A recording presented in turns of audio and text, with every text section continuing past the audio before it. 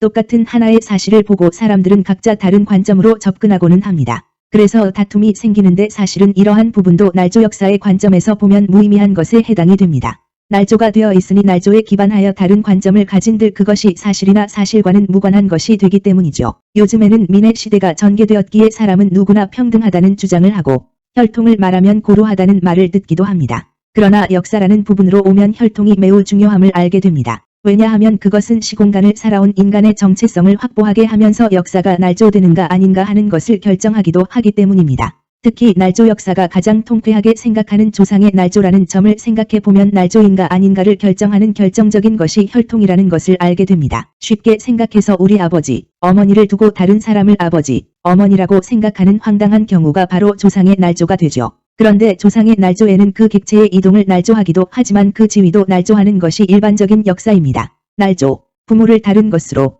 내 조상이 아닌 다른 조상을 자기 조상으로 알고 살아가게 만드는 것도 날조 역사가 즐겨 사용하는 것이지만 그 날조되는 조상의 지위도 날조하는 것은 일반적이게 됩니다. 이러한 날조는 불행하게도 인간관과 가치관까지 전도시키는 상황을 만들어서 날조된 세상의 가치와 의미를 추종하는 방식으로 나타나 하지 않을 일을 하게 되고 해야 할 일을 하지 않는 경우도 만들게 됩니다.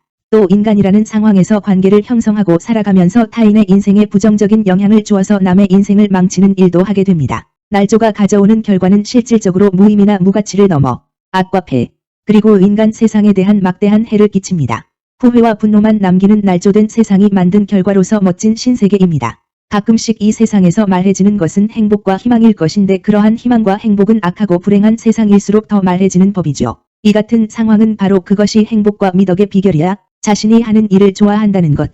모든 조건 반사적 단련이 목표하는 것은 그것이야.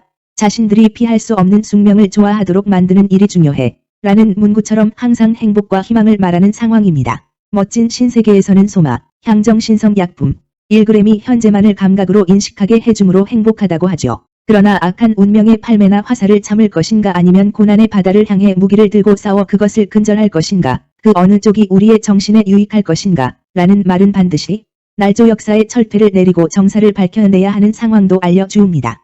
조상의 날조에 있어서 후손들이 날조된 조상이 자기 조상이라고 착각하는 가운데 하는 일 중에 하는 일이 자기 조상을 업그레이드하는 것입니다.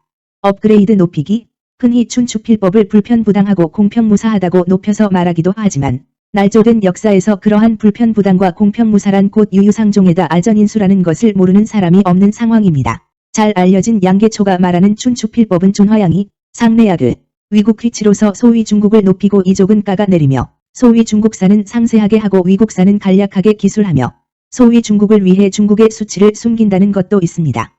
하지만 춘추필법을 직필이라고 말하는 것이나 양계초처럼 곡필이라고 하는 것이나 날조 역사의 관점에서 보면 모두 의미가 없는 것입니다. 어차피 가짜니 실제 화이라는 관점에 중국이라는 것은 존재하지도 않았고 이른바 현대 세계사는 모두 날조되어 있으니 그렇게 결론이 나는 것입니다.